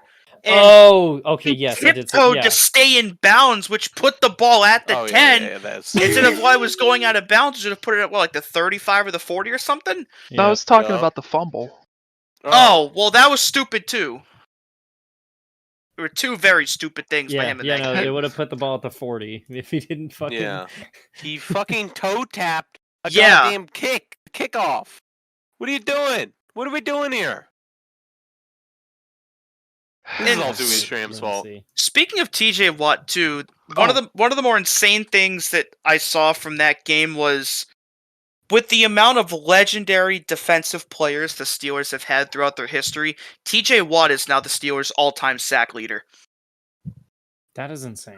Which makes sense if you think about it, because those defensive teams had a bunch of really good players at once. So all their sacks were split up between 2 or 3 guys. Yep. Yeah, the current Steelers, it's basically just him and Cam Hayward. Well, and James Harrison, but Well, Harrison was like 2010 with Lawrence Timmons and Ryan Clark and people of that nature.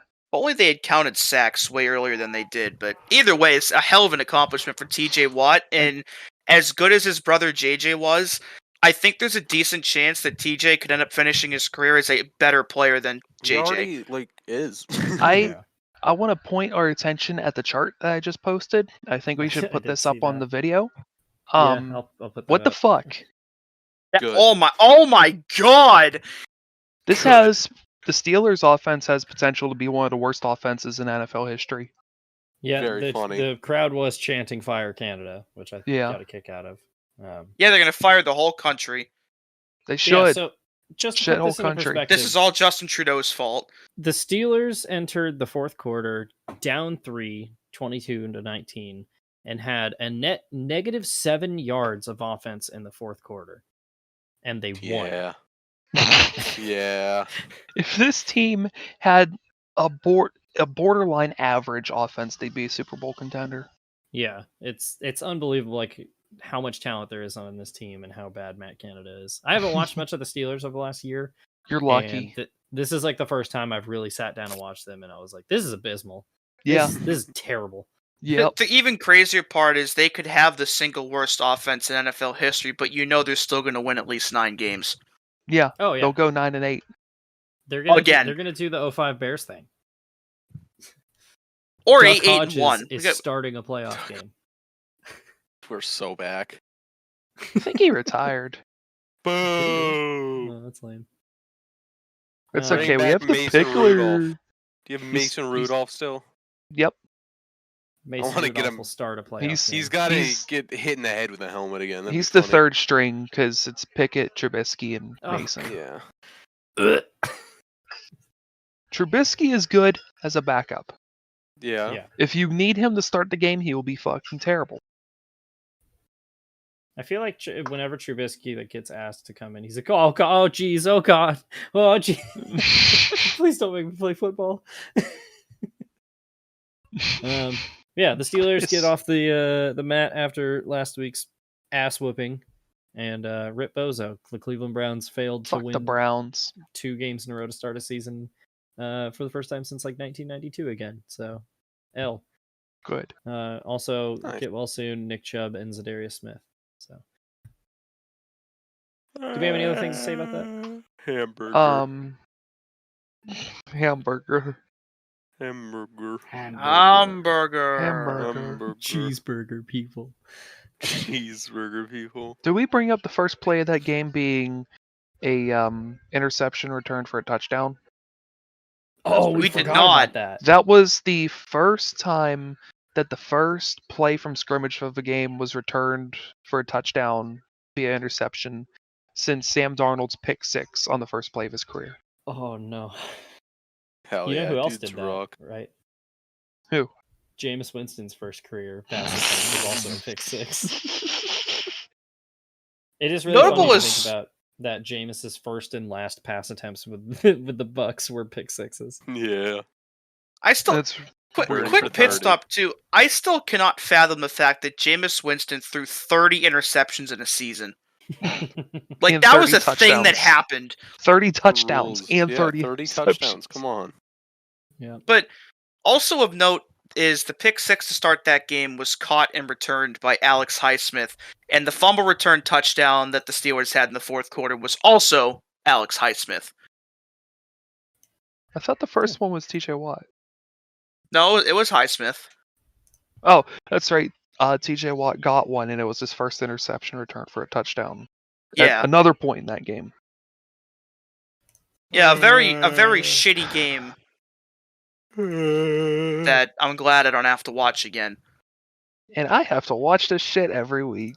Poor Steelers fan. The agony you must feel. This is fucking terrible. Good, fuck you. This is generational ass. Good, fuck you. Now you know what it feels to look at the Drought Bills. I've been watching Drought Bills games recently, and oh my god. Why would you put yourself through that? Be a fan of a better team, I guess. Shut up. Rings. Shut up. Also rings. Time for the what do we do play next? In the third thing, I think. Well, the power rankings or the dues desk? Back by unpopular demand is power rankings. God, I should have said hell, anything. blah blah. Yeah. So let's get into the power rankings. We'll start with the bottom 5 once again. Coming in at 28, up 1 spot from last week. It's the Cincinnati Bengals. Wow. Right. Joining the bottom 5 in 29th is the Panthers. Followed by also joining the bottom 5, it's the Denver Broncos. The Cardinals moved up a spot to 31st. Wow. And 32nd is now inhabited by the Chicago Bears. Yeah. So, yeah. No disagreements there. Yep. Dropping out of the top 10 are the Jaguars and the Packers. And joining the top 10 are the Buffalo Bills. Who cares? Back Who cares? Fraudulent team. Get a gun. Fraudulent team. Buy a gun. They won't let me. Good. Also joining the top 10. Enjoy your suffering. Also joining the top 10 and 9th, it's the Atlanta Falcons. I'm glad you didn't ask who they were. Who's they? The Society of Automotive Engineers. It's actually that's them cheeseburger people the again. MLB won't fucking let me buy guns. The Buccaneers move up 2 spots. They're in 8th now. The MLB is tracking me. Jack, what the hell are you on about? Major League Baseball's tracking me. It's a Simpsons episode. It's This is all Rob Manfred's fault. Yeah. They being the MLB. Matt, have you never heard of this? No. There's a Simpsons episode where Bart takes a shit ton of Ritalin and thinks the MLB's spying on him. And he covers himself in tinfoil and puts coat hangers in his room. Reminds me of that. Like, how do I undeclare for the NBA draft? I don't want to play basketball. The Ravens move up a spot. They're in 7th now. Why do I have the Bills listed twice? What the hell's going on here? Hang on. They're just that good. They are simultaneously in 6th and 10th place. I'm not fixing this. Fuck it. Bills are big win. Big win. The Chiefs moved up 2 spots up to number 5. The Dolphins are up a spot to number 4. The Eagles still at number 3. The 49ers still at 2. And we all know who's at number 1. So shut up. Patriots. God, it's the Dallas Cowboys. Oh, buy a gun. 70-10 in 2 games. Baby, how about them Cowboys? Boo. And that was the power rankings. I've asked for this as many times as Aaron Rodgers has completions. I mean, you put it on the show sheet, so. Yeah. No, I just forgot to take it off from last week. God, Dewey, you're so useless. Fuck you. Let's throw it over to the Dews. Oh God! I'm gonna talk over Dewey this whole time because it's funny. Yeah, we should. I'm gonna do the same. Talk over about Dewey because it's really funny. Dewey's just. All right, there we go. So there's been a lot of weird.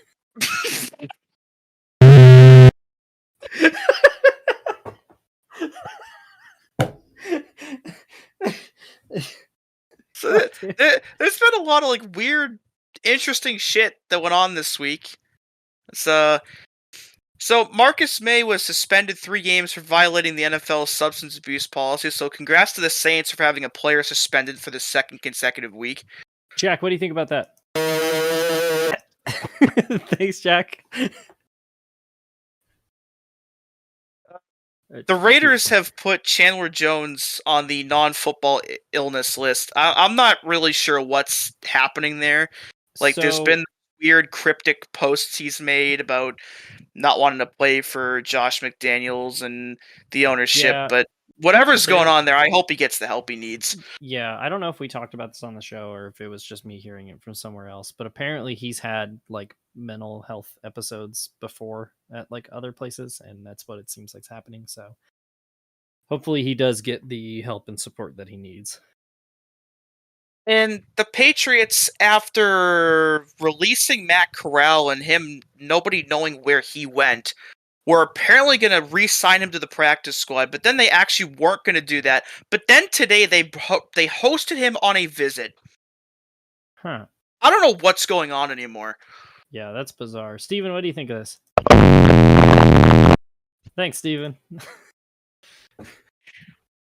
The NFL has filed a grievance against the Players Association because they think the Players Association is advising running backs to fake injuries as a contract negotiation tactic. Well, from what I've heard, the Colts put Jonathan Taylor on injured reserve without him being hurt. Jack, I'm sure you have strong things to say about the Colts, right? Dewey Clan the third. Dewey Clan the third. Dewey. Oh my god.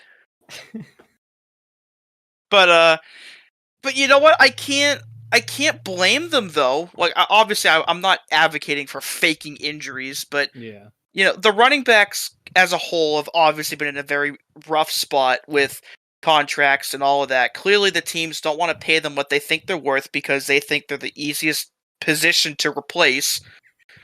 And they're often injured, and that's the issue with guys like Nick Chubb is like he got paid and now he's hurt, and it's a shame that contract isn't guaranteed fully because this is exactly why they advocate for it. Meanwhile, the NFL's like, I don't know, I think he faked that knee injury. Yeah, naive. That's fake. And then to add to the more weird shit, and this is adding to the dumpster fire that is the Bears.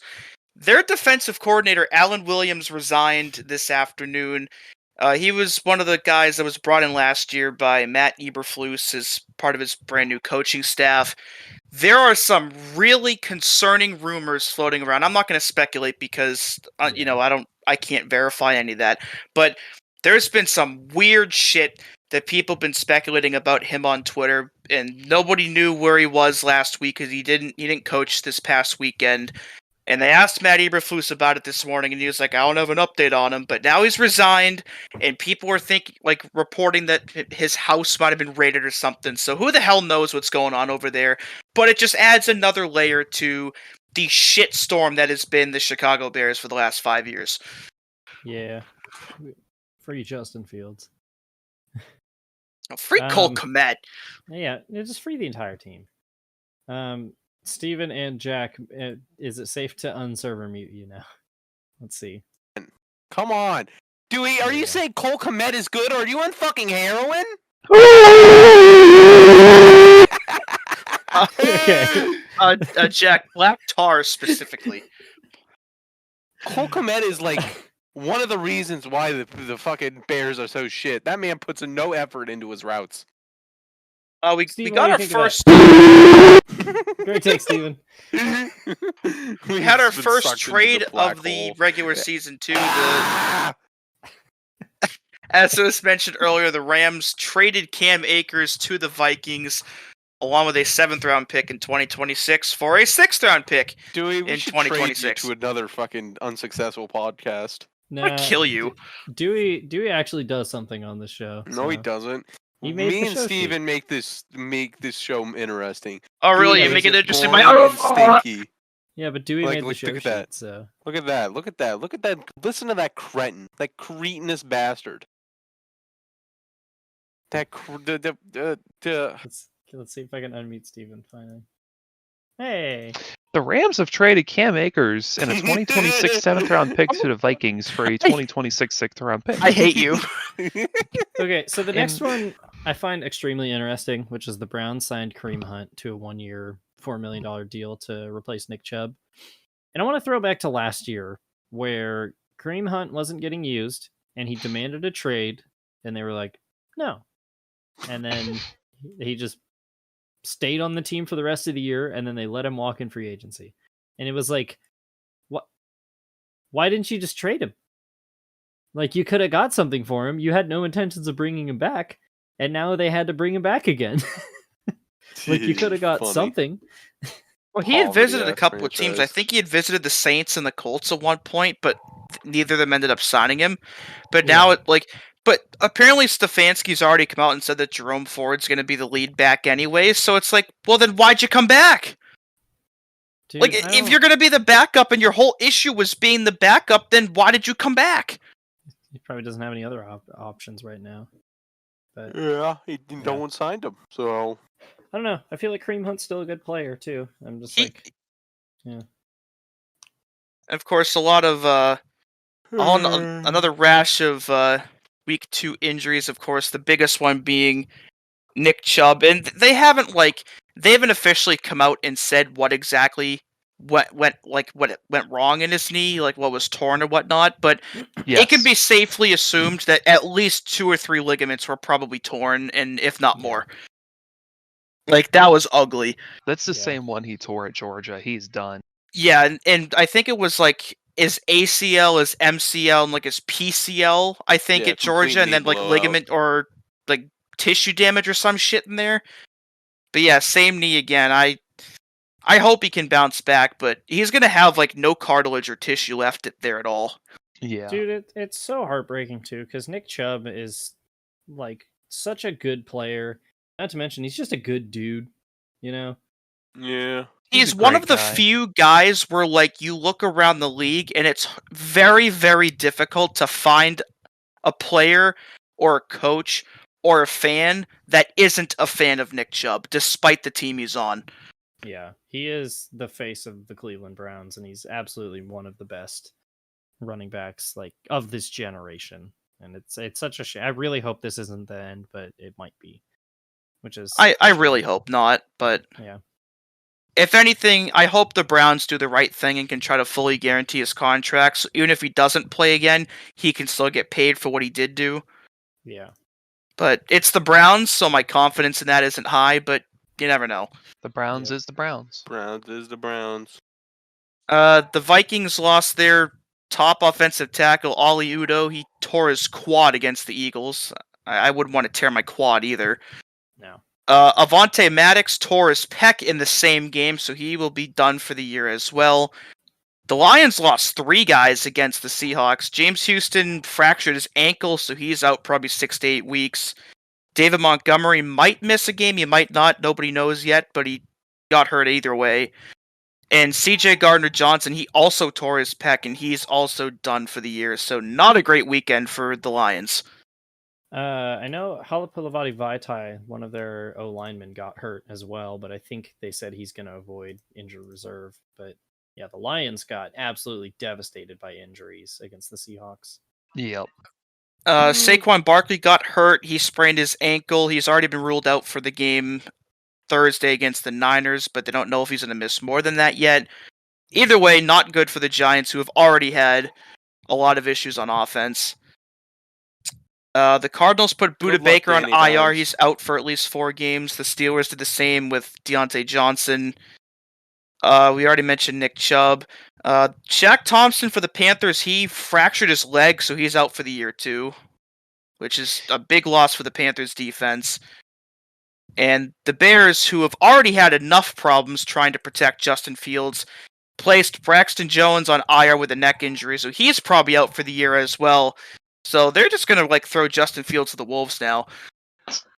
I would, in addition, I would also not be surprised to see Minkah Fitzpatrick lose or miss some time, either due to a concussion or a rib injury that he got during the game on Monday night. Yeah, that looked, I think, worse than it was, but definitely still injured him to some extent. Yeah. This is all Dewey Shrimp's fault. Devontae Adams also Derivative. got a concussion on Sunday against, who'd they play? Yeah, the Bills. So I don't know if he's going to play this week or not either. What's up with NFL teams and just wanting to kill Devontae Adams? This is like his 15th concussion. I will never forget when Thomas Davis laid him the fuck out in 2017 or whatever it was. The NFL teams just really like trying to give him a concussion. They do. It's like Austin Collie all over again. Yeah. For real. Now that you mention that, I've never really noticed that until there. Never really thought about that. Yeah. Yeah.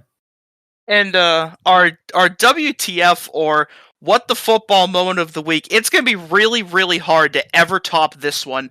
But a 29-year-old Bills fan was charged after falling into a pit at the construction site of their upcoming new stadium while under the influence of alcohol, LSD, and cocaine, and at some point in that process covered himself in shit from a porta potty.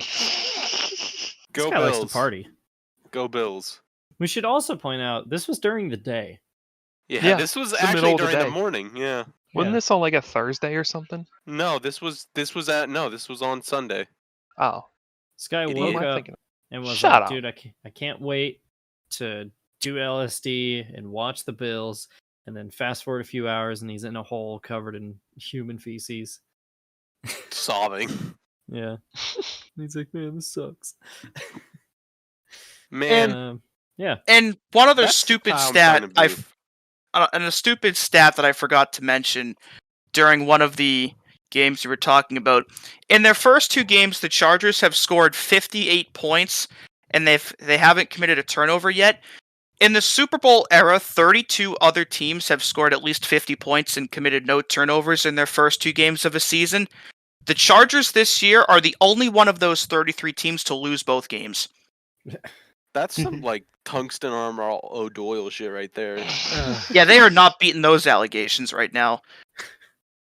Anyway, let's go on to Pick They Thems, the world's only gender-neutral football pick show. And we'll start with Thursday's Giants 49ers game. Come the fuck on. I am locking the 49ers. God damn it. I wanted to lock the 49ers. Niners. I can't see any way the Giants win, especially with Saquon Barkley not playing. Yeah, that makes that decision that much easier. I'm guessing Daniel Jones is going to throw 4 interceptions this game. It's about to be bad. It's gonna be pretty. It's gonna be ugly. Yeah. All right, yeah, so 49ers across the board. Then we kick off Sunday morning with Falcons, Lions, two teams that are, I would say, kind of pet teams of our podcast so far. The Toy Story Bowl. Oh yeah, I forgot they're doing this. Or is that next week? Yeah. Oh, that's right. Yeah. That's no, next this week. I thought it was this week. No, I thought it was this week. What the fuck? next Oh, week. you lying bitch. Shut up, Dewey. Go fucking eat a sandwich, you fucking mouth breather. Jeez. Anyway, what are you guys picking? Falcons. What teams are it again? I wasn't paying attention. I was too Falcons, busy thinking of Lions. a way to... Oh, give me the... I like the Falcons here. I like the Falcons. I was going to pick the Lions, but with the rash of injuries they just had to key guys in the past week, I think this matchup all of a sudden favors the Falcons much more than it did a couple days ago, so I'm picking the Falcons too. Scratch that. I'm locking the Falcons. You know what? Changed my mind. I'm picking the Lions because Dewey picked the Falcons. I don't want to be associated with that. This Yo, is you just contrarian antagonizing. This seems like a hate crime at this point. I am not changing my pick. I'm taking the Lions. Yeah. I believe in the grit. Yeah. They play the game the right way. Go Lions. Chargers, Vikings, battle of the two underachieving teams. I'm locking a tie. I'm locking a tie. Let me lock that tie. If there's one team that can out-Charger the Chargers, it's the Vikings. So I'm picking the Chargers. I don't want to pick either of these teams, and I've said I'm not going to pick 100% going to be a tie. I hope that every fan, coach, player, anybody inside of that stadium on Sunday knows how to perform the Heimlich maneuver, because you're never going to see that many people choke in the same place ever again. All right, I'm going to roll this D12. You're such a dork. 1 through 6 Chargers, 7 through 12 Vikings. It's his wife's boyfriend's D12. It's a 9. I'm picking the Vikings. Yeesh. What was everybody else's picks? I wasn't paying attention. Chargers. Okay. I'm gonna pick the Chargers, but this is one of those games where I feel like no matter which one I pick, it's gonna be wrong. I can't tell you how badly I want there to be a tie now. Like our first. That would be extremely funny. Yeah. Then we go to Green Bay, where the Saints take on the Packers. Saints. Well. No. I'm gonna pick the Saints. Are gonna have like no running game on Sunday at all, and I do not trust Derek Carr, Mr. Guy. Yeah, Derek Carr's arm can't really be trusted. I'm going with the Packers as much as I don't want to pick them for a game. Packers derogatory.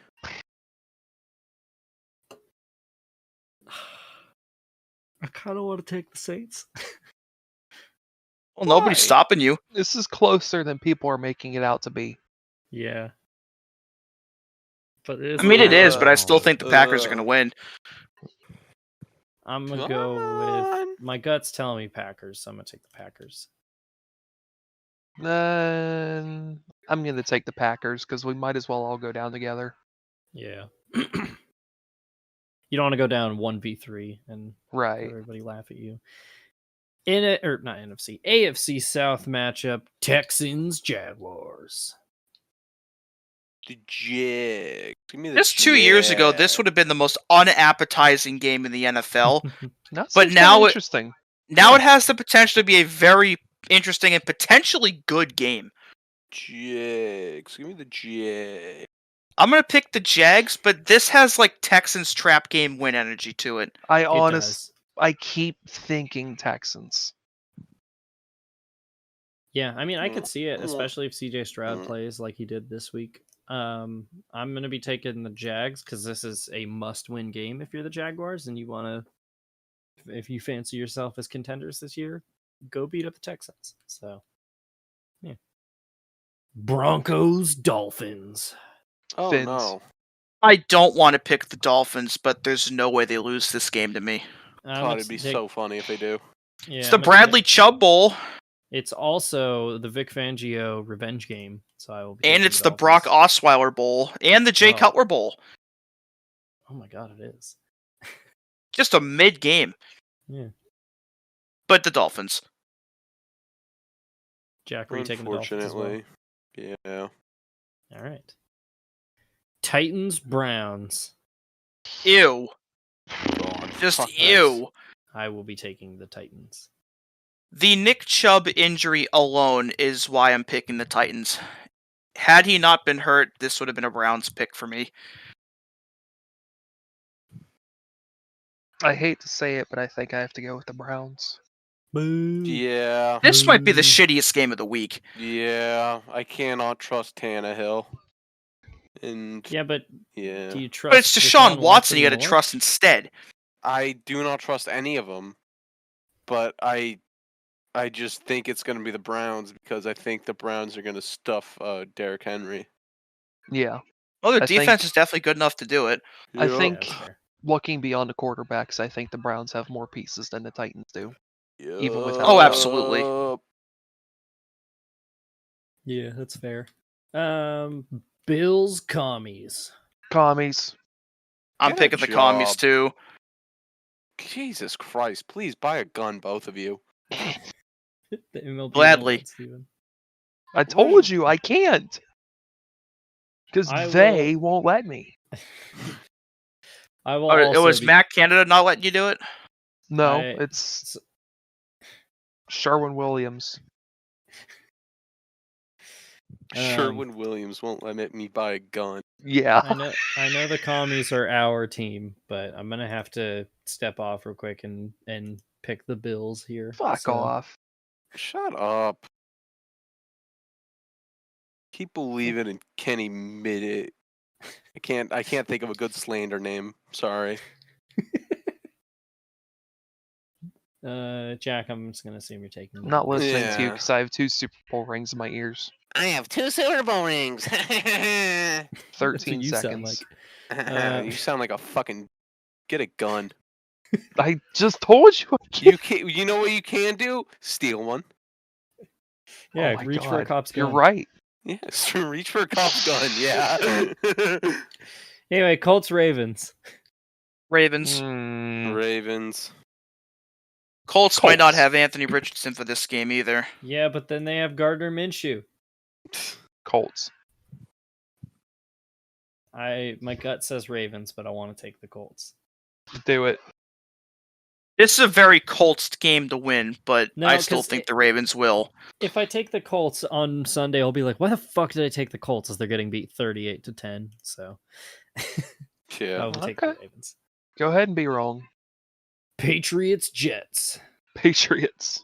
Come on. I don't want either of these teams to win. Can there be a plane crash that hits the field? I mean, you know who I'm picking, but the issue I have with this game is I think the Patriots are good enough to win, but their offensive line is so Swiss cheese that it's going to be a fucking nightmare for either of these teams to get anything going offensively. Should have Dewey pick the Jets. True. Don't put that evil on me. I'm considering locking the Patriots. No, because then they'll lose. Don't do that. Do it.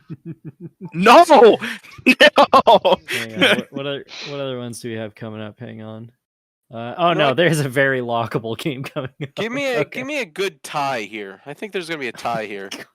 See, Jack has unlocked an unfair advantage because he's technically locking 2 games. So. Yeah, sure. Fun fact as well, the Patriots have never tied in the Bill Belichick era, and now I kind of want one to happen. It's gonna happen. I hate ties. I love ties. Ties are I love ties when they're not happening to my team. Dude, we got so they're agonizing. Maybe you shouldn't play like shit versus shitty teams. Maybe you should stop Patrick Mahomes in 13 seconds. Jack trying to beat the Alan Williams accusations. Get this over with. I have to take out the garbage, you fucking assholes. God, that's right. You're taking out Josh Allen. Take yourself outside. He's taking Josh Allen out. We're not talking about Kenny Pickett. Calm down. That's right, because we're talking about Josh Allen. We're talking about Josh Allen. Oh, you have to voice the. You have to move the show on and then just keep rambling. This is all Steven's fault because he's a fucking freakazoid. Yeah, okay, buddy. We got so close to the Giants and Commies tying in both games last year, and I can't tell you how badly I wanted that to happen. True. Yeah. Panthers, Seahawks. Seahawks. Seahawks. Seahawks. Seahawks. Seahawks. This game is either going to be stupidly close or it's going to get ugly really fast. It could, yeah. I don't have a lot of faith in the Panthers after the first 2 weeks. Apparently Bryce Young didn't even practice today, and Andy Dalton took first team reps. Yes. So if Andy Dalton starts on Sunday, hoo-wee. The Red Rocket is back. Bears Chiefs. Oh God. I mean, what are we doing? This could be the trappiest trap game of all time. It would be so fucking funny. Massacre. What do you mean? It's like when the Colts beat the Chiefs 2 years ago. I am locking the Chiefs. This is gonna be brutal. Chefs. Yeah, this is gonna be Chiefs by about at least 30 probably. I swear to God, I already Any lost given one Sunday. lock in a blowout.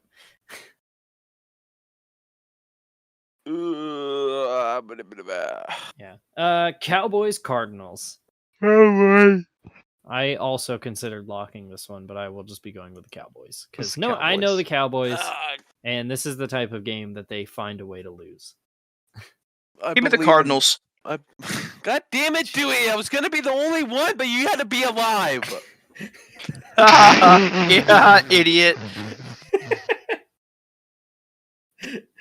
God. Let Josh Dobbs. I cannot believe we are split down the middle on this one. No, I'm not picking. I'm not picking the Cardinals. I'm picking the Cowboys now because Dewey ruined it. No, see, I think the Cowboys are going to win. You have to say.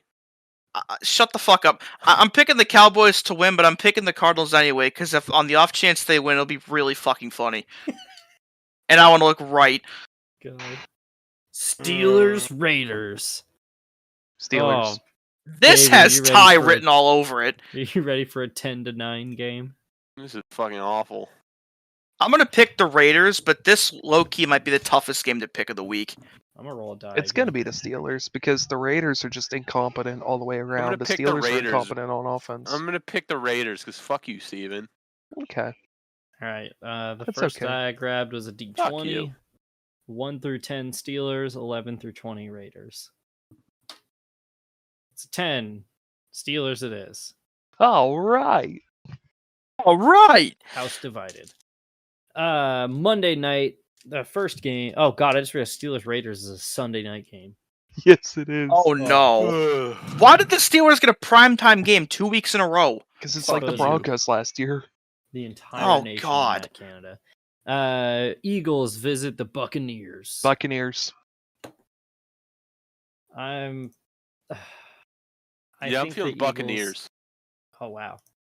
Pick the Eagles, but I think this could be a really good game. It could be a really good game, or it could be Baker Mayfield in primetime previously and be really bad. I think the Bucs are gonna put up a fight, but I think the Eagles are just really good, and I'm gonna take the Eagles. And finally, finishing out the Monday night doubleheader, Rams at Bengals. This is a tough one. Rams. Yeah, Something about the Bengals just seems really off this year compared to the last two. If you are the Rams, this is a must-win to prove that you're real. If you are the Bengals, this is a must-win because you cannot start out the season 0-3. Like, this is two teams that absolutely need to win this game. Bengals. I don't know what teams are playing, so I'm just going to pick a coin flip. So heads, first team said, tails, other one. What was the other team? It's tails. So I think it was the Bengals. Give me the Bengals. Yeah.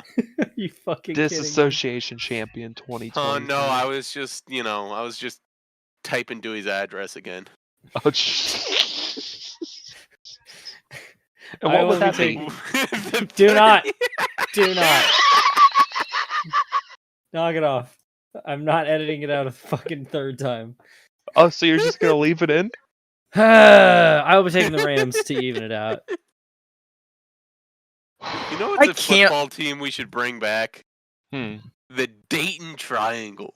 That's true. Bring back the Dayton Triangle. Can we just rename the Texans to the Oilers already Shut so up, they Dewey. look cool? That's true. What was the triangle shirtwaist fucking comment that you guys had the other day? Steven in quotes. The Triangle Shirtwaist Factory rolls like worst workplace safety or something like that. I don't know. That's a Dayton Triangle is all it made me think of was the Triangle Shirtwaist triangles. God. That reminds me. I guess this could be the closing question. Why don't they make the entire uniform out of the face mask? What? So then if you try and grab it, it's a face mask. He's on something. Hang on. Let him cook. Jack Roll's worst podcast appearance ever, asked to leave Oofsides. Yeah, I don't know. I think there's been a worse podcast appearance of all time, and it's never getting usurped. Which one is that? It's been a lot of bad ones, but which one in particular? Oh yeah, yeah. I'm gonna outdo him. Do it. God knows you're trying. I found it, by the way. It's Triangle Shirtwaist my Factory, God. the worst fire safety ever. Has to leave American capitalist function. And then Noah followed it up with Triangle Cream of Wheat Waste. Yeah, this has been Cream of Wheat Sides, presented by Tyler Thigpen. Presented by the Triangle Shirtwaist Factory. Presented by Cream of Wheat. And post. Presented by... Never mind. Post I didn't want to give thoughts? Matt more work.